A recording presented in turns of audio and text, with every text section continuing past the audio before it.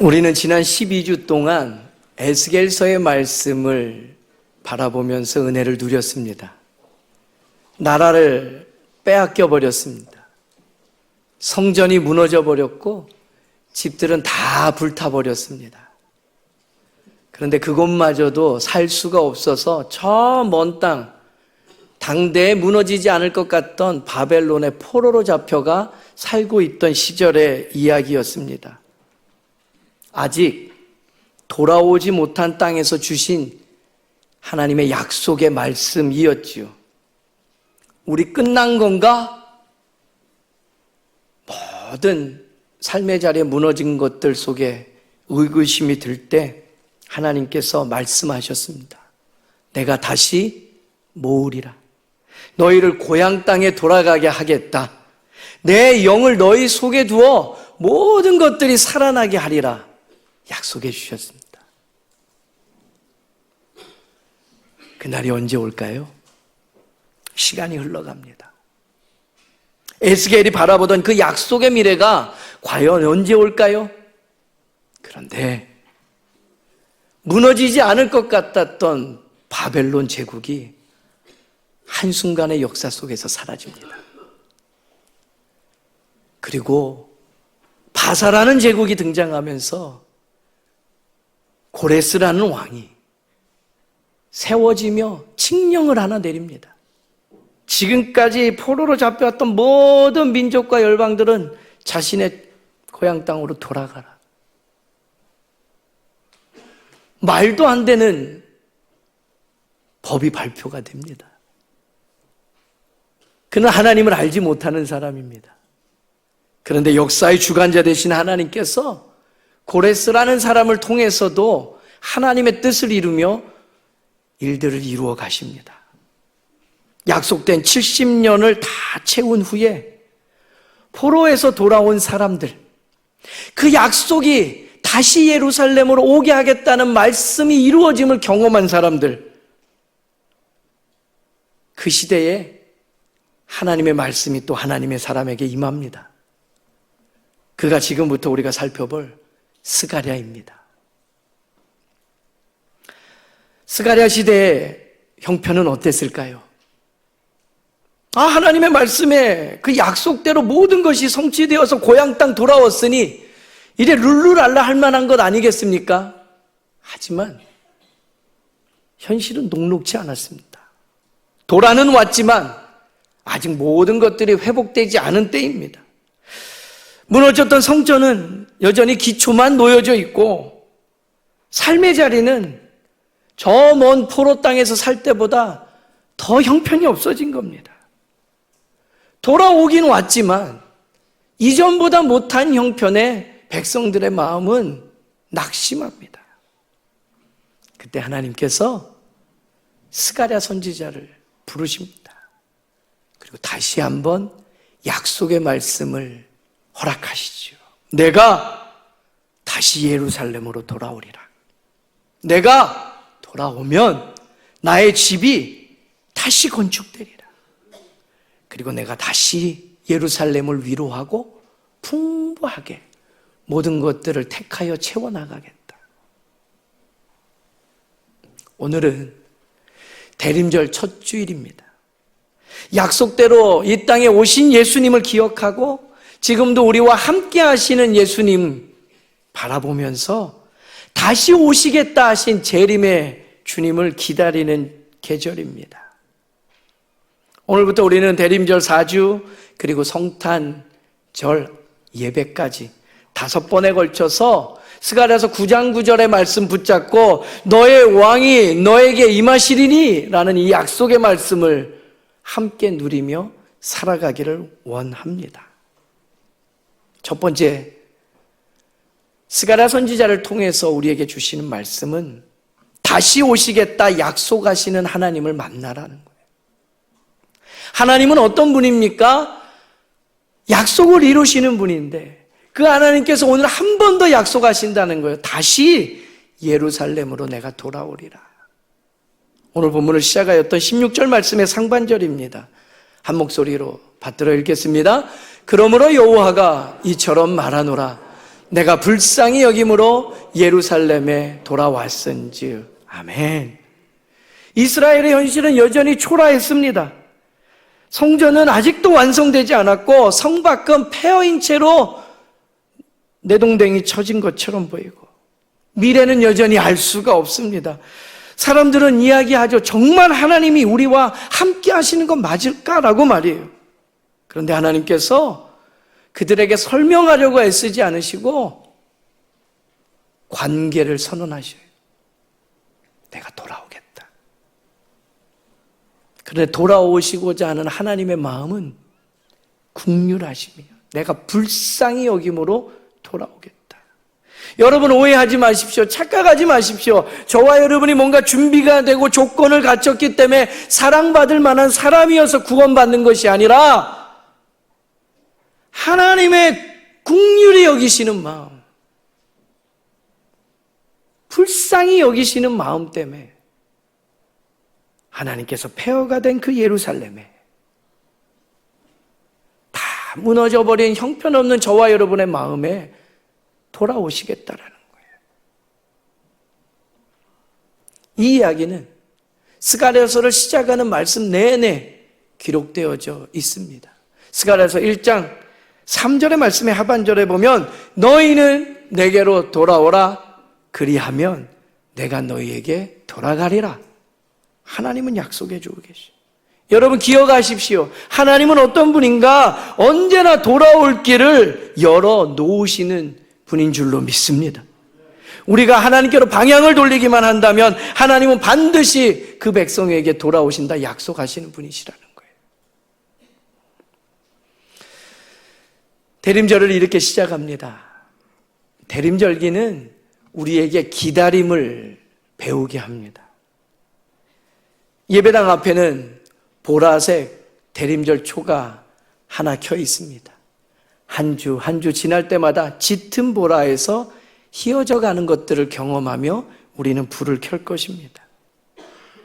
이거는 그냥 성탄 분위기 좀 내볼 만하다라는 장식이 아닙니다. 3주 전에요. 우리 교우분들과 나가사키 선교 역사 탐방을 다녀왔습니다. 그곳에서 들은 이야기예요. 일본은요, 사람들의 문화가 그렇답니다. 어느 한 가정에 아이가 태어나면 신사로 데려간답니다. 그들의 산당이요. 일본에는 신이 800만 개가 있답니다. 80개도 800개도 아니고요. 800만 개래요. 그러니 그들이 모시는 신, 그 누군가가 있는 신당으로 아이가 태어나면 가서 제사를 드려요. 근데 그 아이가 조금 커서 청년의 때가 돼서 가정을 꾸리며 결혼을 할 때는요, 성당과 교회를 찾아간답니다. 아, 그러면 이제 정신 차렸구나? 아니요. 그냥 문화예요. 그게 보기 좋대요. 그리고 누군가가 생을 마감하는 때가 오면 장례는 절에 가서 치른대요. 그러니 복음이 들어갈 만한 자리가 없는 거예요. 800만 개 중에 하나. 이웃나라 남의 이야기를 들으니까 어머 어쩌면 그래? 라는 생각이 들지 모르겠습니다만 우리도 곰곰이 되새겨보길 원합니다. 이 대림절 첫 주예요. 크리스마스 트리가 만들어졌습니다. 대림절 초에 불을 붙였습니다. 그게 저와 여러분과 어떤 상관이 있습니까? 이 눈에 보이는 것들은 약속을 기다리는 시간을 우리 눈에 새길 수 있도록 보여주는 장치입니다. 그냥 화려하다, 이쁘다, 좋다라는 감성이 아니라 하나님의 새겨진 그 약속이 그 시간의 주인 되신 하나님의 신실하심 속에서 어떻게 내 삶에 이루어지고 찾아오시는가, 거기에 대한 설렘과 기다림, 그것이 우리의 삶의 자리에 새겨져야 된다는 거예요. 대림절의 보라색은요, 우리를 회개의 자리로 이끕니다. 그리고 기다림의 의미를 되새기게 하고요. 소망을 우리에게 가져다 줍니다. 하나님께서 2025년 시작된 이 대림절 기간 동안 폐허가 된 것 같고 약속은 믿으나 여전히 버려진 것 같은 이 예루살렘 같은 우리의 마음에 내가 다시 돌아오리라 그 말씀하심을 한 번 더 확인하고 그 은혜를 누릴 수 있는 저와 여러분 되기를 바랍니다. 그러니 대림절 첫째 주 첫 불에 초를 밝혔으니 우리의 마음에 이 고백으로 채워질 수 있으면 좋겠습니다. 시대는 여전히 어둡고 우리의 현실은 여전히 막막하지만 한번 따라해 볼까요? 그래도 주님이 오십니다. 한 번 더요. 그래도 주님이 오십니다. 이 믿음 하나를 붙드는 표시가 이 대림절 초와 보라색 성탄의 틀이 되기를 간절히 소망합니다. 그래요. 하나님께서 다시 돌아오겠다 말씀하셨어요. 하나님께서 돌아오시면 어떤 일이 일어나는데요? 오늘 우리에게 주시는 두 번째 하나님의 음성은요, 하나님께서 돌아오시면 집이 세워진다라는 거예요. 집주인데 어떤 집인데요? 오늘 본문의 16절 말씀의 하반절은 그 일을 이렇게 우리에게 기록해 남겨줍니다. 한 목소리로 받들어 읽겠습니다. 내 집이 그 가운데 건축되리니 예루살렘 위에 먹줄이 쳐지리라 만군의 여호와의 말이니라. 아멘. 하나님께서 말씀하시는 내 집은 무엇입니까? 바로 성전입니다. 지금 고향 땅에 돌아왔지만 무너져버린 저 형편없는 곳, 건물에 국한된 이야기가 아닙니다. 구약의 성전이 세워진다는 것은 하나님과 백성의 관계가 회복되는 거예요. 예배가 살아나는 거예요. 하나님의 임재가 머무는 자리가 성전이고 죄사함과 은혜가 선포되는 자리가 성전입니다. 우리가 모여서 하나님을 예배하는 그 삶의 중심이 되는 곳, 그곳이 성전이라는 거예요. 이스라엘 백성들은 지금 포로에서 돌아왔지만 성전의 기초를 놓는 일까지는 했지만 기득권자들의 반대와 그 부딪힘 속에 무력감을 느끼면서 현실의 이런저런 어려움 때문에 공사가 멈춘 지 오래되었어요. 그때 하나님께서 학개라는 선지자와 오늘 스가랴라는 선지자 둘을 일으키셔서 학개가 선포합니다. 다시 성전을 지읍시다라고요. 그리고 스가랴는 환상을 봅니다. 스가랴에서 전체에 8개의 큰 환상이 나오는데 그 환상의 구구절절을 통해서 성전이 회복되면, 그리고 메시아가 오시면 어떤 일들이 일어나는지를 우리에게 예언케 하셨어요. 그래서 우리는 스가랴서 말씀 붙잡고 이 대림절을 살아가겠다고요. 하나님께서 말씀하시면 내가 돌아왔으니 내 집을 지으리라. 다시 건축될 거다. 먹줄을 치리라라는 얘기는요, 측량줄을 체크하겠다는 거예요. 건축이 이제 실제 시작되도록 내가 재면서 나아가겠다라는 거예요. 다시 기준을 세우시겠다라는 얘기예요. 무너졌던 질서가 회복되고 하나님의 뜻에 따라 살아가는 삶과 공동체가 온전히 세워지는 것들을 하나님께서 만드시겠다라는 거예요. 이 말씀이 오늘 우리에게는 어떻게 들립니까? 하나님께서 우리 가운데 오늘 찾아오시면 무너진 예배가 다시 세워질 거고 우리의 흩어진 마음이 다시 모아질 거고 혼란스러운 우리의 가치관이 하나님의 말씀을 기준으로 살아가는 법들을 알게 하시겠다라는 거죠. 오늘 우리의 성전은 무엇입니까? 고린도전서 3장 16절 말씀을 보면 그 성전이 무엇인지를 은혜의 해가 선포된 주의 임재를 경험하고 성령의 역사를 경험한 세대에 이렇게 들려주셔요. 한 목소리로 받들어 읽겠습니다. 너희는 너희가 하나님의 성전인 것과 하나님의 성령이 너희 안에 거하시는 것을 알지 못하느냐. 아멘. 성전은 이제 건물만을 의미하지 않습니다. 우리의 몸이 성전이고 우리의 공동체가 성령이 거하시는 집이라는 거예요. 할렐루야. 그러니 이 대림절은요, 이제 성탄을 맞을 어떤 장식을 꾸미는 시간이 아니라 성전으로서 저와 여러분 자신을 정돈하는 시간이 되어야 된다라는 거예요. 무너진 기도의 습관을 다시 세우고 말씀 앞에 서는 시간들을 다시 회복하고 가정에서 부모와 자녀가 함께 드리는 기도의 자리를 한 번 더 세워나가는 기회가 되어야 된다라는 거예요. 그렇게 하나님과의 관계가 회복됨을 경험하는 이 계절 되기를 간절히 소망합니다. 하나님께서 또 한 가지 약속을 허락하셔요. 그렇게 돌아오셔서 성전을, 우리의 예배를 회복시켜 주시면 세 번째 우리에게 주시는 말씀은 하나님께서 오셔서 우리를 택하셔서 삶이 풍성하게 만드시겠다라는 거예요. 이스라엘 백성들에게는요, 고향 땅에 돌아온 약속이 성취됐지만 포로지에서 살던 곳과 별반 다르지 않더라라는 거예요. 그 안에 내가 풍성하게 부유하게 채워주겠다라는 회복을 허락하십니다. 오늘 본문의 마지막 절인 17절 말씀이요, 한 목소리로 같이 읽겠습니다. 그가 다시 외쳐 이르기를 만군의 여호와의 말씀에 나의 성읍들이 넘치도록 다시 풍부할 것이라. 여호와가 다시 시온을 위로하며 다시 예루살렘을 택하리라. 아멘. 포로에서 돌아왔지만 택함 받은 백성이라는 게 실감나지 않은 형편이었다고요. 초라한 현실, 부족한 자원, 여전히 기억되는 죄의 기억과 그 실패의 상처들이 쓴뿌리처럼 남아있는 거예요. 오늘 우리는 어떻습니까? 예배의 자리에 나와왔지만 하나님과의 그 먼 관계가 여전히 먹먹하며 회복되지 않는 거예요. 이전에 가졌던 첫사랑, 그 은혜는 있지만 오늘을 살아가는 힘이 말씀으로 시작되지 못하는 거예요.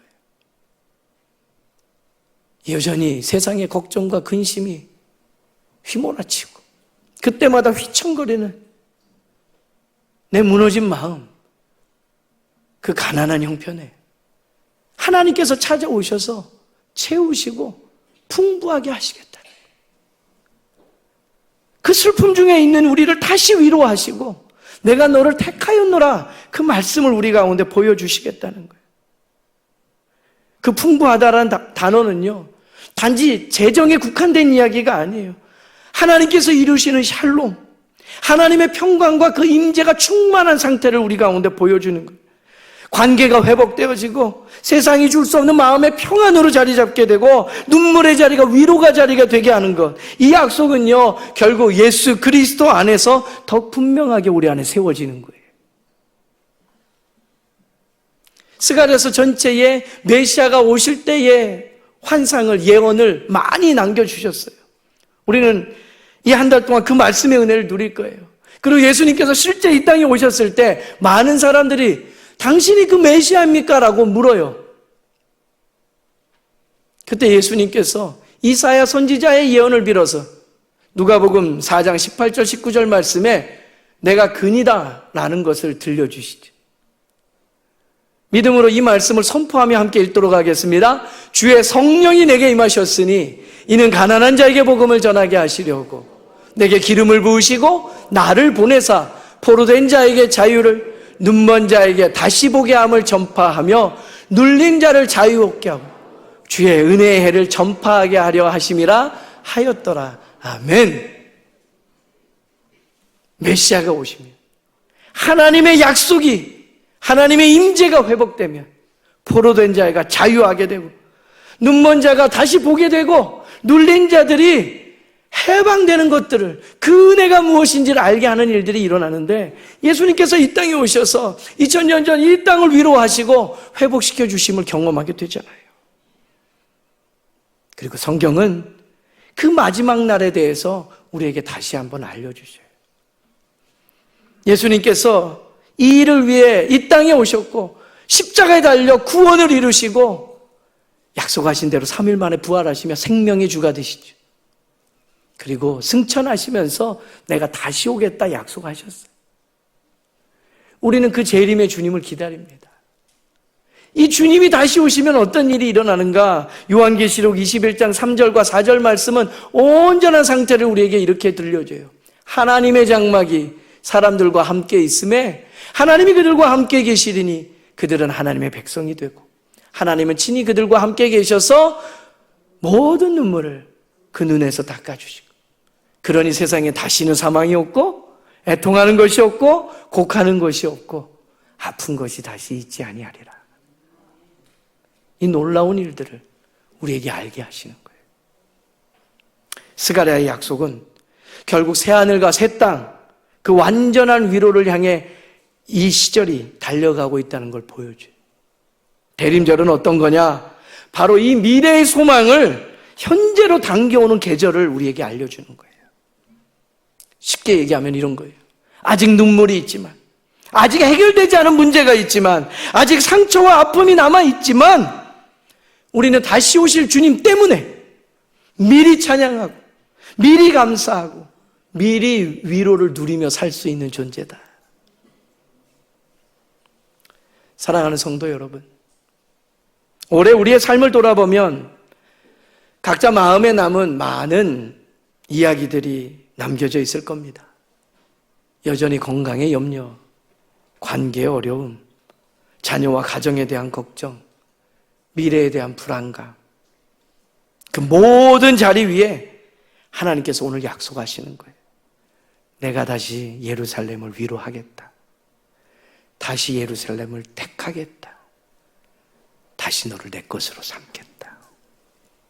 그러니 대림절은 단순히 달력의 한 절 한 절을 한 날 한 날을 지워가는 표시가 아니라 하나님의 위로와 하나님의 선택하신 약속이 어떻게 우리를 찾아오시는지를 믿음으로 고백하는 시간입니다. 우리는 그래서 대림절 초를 켜고 기다립니다. 성탄의 트리를 밝히고 기다립니다. 찬양을 부르면서 기다립니다. 주 예수여 오시옵소서. 이미 한 번 오셨고 지금 우리와 함께 계시며 다시 오시겠다 약속하신 예수님을 바라보는 그 믿음의 눈으로 이 절기를 보내는 저와 여러분 되기를 간절히 소망합니다. 이 시간에 기도하기 원합니다.